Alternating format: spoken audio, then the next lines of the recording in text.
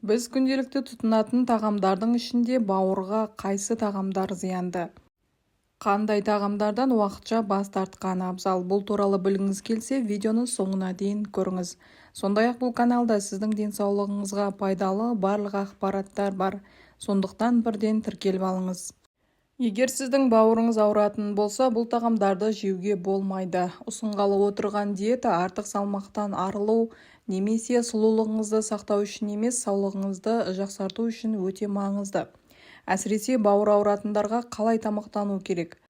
Бауыр мен ұйқы безі адамның жеген ішкенін сүзетін ішкі ағзалар. Олардың көлемі кішкентай болғанымен атқаратын қызметі орасан зор.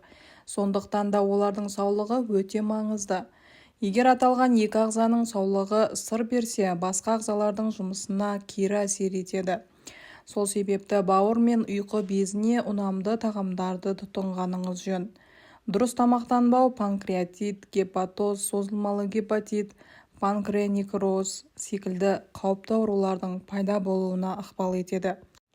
Аурудан сақтану үшін асқа көңіл бөлу керек. Гастроэнтеролог дәрігерлер бауыр мен ұйқы безіне мына тағамдардың пайдалы екенін алға тартады. Диеталық ет, бұзау еті, тауық еті, күркетауық және майсыз сиыр еті.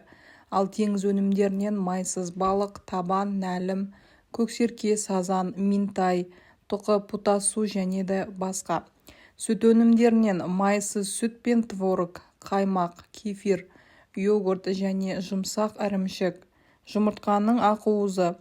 Көкөністер мен жемістерден және нан өнімдерінен бір күндік нан, қара нан бидайы, кебектен дайындалған нан, қантсыз печенье, кептірілген нан, спагетти мен кеспе, ұнтақ жармасы, қарақұмық пен күріш жармасы, тәттілерден мармелад, зефир, жемісті мұз, сусындардан сұйық дәмделген қара шай, көк шай, шөп шай, балғын немесе кептірілген жемістерден әзірленген нәрлі су, кисел. Ал жеуге мүлде болмайтын тағамдар ол майлы ет, үйрек, қаз және қойдың еті. Ет өнімдерінен шұжық, сосиска, котлет, сүт өнімдерден бауыр, бүйрек, жүрек, тіл мен ми. Теңіз өнімдерінен майлы, қақталған тұздалған балық, уылдырық, ұлу және асшаяндар. Сүт өнімдерінен майлы сүт пен қаймақ, қатты ірімшік, жұмыртқаның сарыуызы. Сондай-ақ көкөністерден пияз, саумалдық, қымыздық, рукола, шалғам, сарымсақ, ақжелкек, тұрып, гүлді қырыққабат, жеміс-жидек цитрусты жемістер, киви, қышқыл алма, қауын қарбыз, құрма, жүзім, қара өрік, мүкжидек, қызыл және қарақат ит бүлдірген. Ал ұн өнімдерінен жаңадан піскен кез келген нанның түрлері, қабатталған қамырдан дайындалған пісірмелер, жармадан жүгері, бидай, арпа, горох, фасоль және де жасымық. Ал консервіленген, тұздалған, маринадталған тағамдардан, сондай-ақ тәттілер, шоколад, халва, балмұздақ, торт, пирожный, сусындардан қою демделген қара және көк шай, кофе мен какао, алкогольдік ішімдіктер, сондай-ақ газды сусындар. Дәмдеуіштерден бұрыш, қалампыр, даршын, кептірілген сарымсақ, кетчуп, майонез, сірке суы. Саңырауқұлақтардан кептірілген, тұздалған, қақталған, тіпті балғын түрін де жеуге мүлде болмайды. Ал мына бір апталық мәзірді блокнотыңызға жазып алыңыз. Таңғы асқа майсыз сүтке пісірілген сулы ботқасы. Бал қосылған бір шыны көк шай. Екінші таңғы асқа қантсыз печенье немесе кептірілген нан. Бірінші шыны кисел. Түскі асқа көкөніс сорпасы немесе езбе сорпа. Қарақұмық ботқасы, қайнатылған немесе буға піскен тауық еті. Кептірілген жемістен әзірленген нәрлі су. Ал бесіндік асқа сүзбелі пісірмен мен бір шыны шөп шай. Кешкі асқа буға піскен балықтан котлет. Картоп езбесі, бір шыны сұйық демделген қара шай. Ал ұйқыға жатар алдында бір стакан майсыз кефир тұтынсаңыз болады. Ал сейсенбі күнге таңғы асқа майсыз сүтке пісірілген күріш ботқасы, бір тілік алма, бір шыны итмұрын қайнатпасы.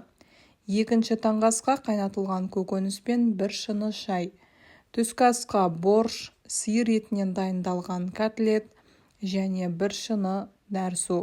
Бесіндік асқа бір шай қасық бал қосылған жеміс салаты. Кешкі асқа майсыз еттен дайындалған голубцы мен коктейль. Ұйқыға жатар алдында бір стакан майсыз йогурт тұтынсаңыз болады. Ал сәрсенбі күнге таңғы асқа сүзбелі пісірме мен бір шыны шөп шай. Екінші таңғы ас пісірілген алма мен бір шыны кисель. Ал түскі асқа көкөніс сорпасы мен буға піскен балық және бір шыны көк шай. Бесіндік асқа қантсыз печенье мен жидектен әзірленген смузи. Ал кешкі асқа буға піскен тефтели, майсыз қаймақ. Ұйқыға жатар алдында бір стакан майсыз айран. Бейсенбі күнге таңғы ас мәзірі: қарақұмық ботқасы, майсыз сыр және бір шыны итмұрын қайнатпасы. Екінші таңғы асқа зефир мен бір шыны көк шай. Түскі ас көкөністен әзірленген ши, буға піскен майсыз палау және бір шыны шөп шай. Бесіндік асқа сүзбе пісірмесі мен жеміс. Кешкі асқа картоп езбесі, қайнатылған тауық еті мен сұйық демделген шай. Ұйқыға жатар алдында бір стакан майсыз айран. Ал жұма күнге таңғы асқа бал қосылған ұнтақ ботқасы мен шөп шай. Екінші таңғы асқа тәтті алма немесе банан, бір шыны сұйық демделген шай. Түскі асқа сәбізден дайындалған езбе сорпасы, қайнатылған күрке тауық еті мен бір шыны нәрсу. Бесіндік асқа майсыз қаймақ қосылған творог пен көк шай. Ал кешкі асқа балық етінен дайындалған буға піскен котлет, қарақұмық ботқасы мен кисель. Ұйқыға жатар алдында бір стакан майсыз кефир. Сенбі күнге таңғы ас: ақуыздан дайындалған омлет пен көк шай. Екінші таңғы асқа банан мен бір шыны шөп шай. Түскі асқа борщ, тауық етінен дайындалған котлет, бір шыны морс тұтынуға болады. Ал бесіндік асқа буға піскен асқабақ пен кисель. Кешкі асқа көкөніс салаты мен буға піскен ет, бір шыны сұйық демделген шай. Жексенбі күнге таңғы ас мәзірі: жеміс қосылған творог пен шөп шай. Екінші таңғы асқа печенье мен бір шыны итмұрын қайнатпасы. Ал түскі асқа күріш сорпасы және де буға піскен балық, сонымен қатар бір шыны көк шай. Бесіндік асқа буға піскен алма мен творог, шөп шай. Кешкі асқа буға піскен тауық еті мен кәді, қайнатылған вермишель және сұйық жемделген шай. Ұйқыға жатар алдында бір стакан майсыз сүт ішуге болады. Ал бауыр мен ұйқы безі ауырғанда шөп шайдың қайсы түрін тұтынуға болады? Бұл туралы келесі видеода айтатын боламын. Осы видео сізге пайдалы болса, жақындарыңызбен бөлісіп, каналға тіркеле кетіңіз.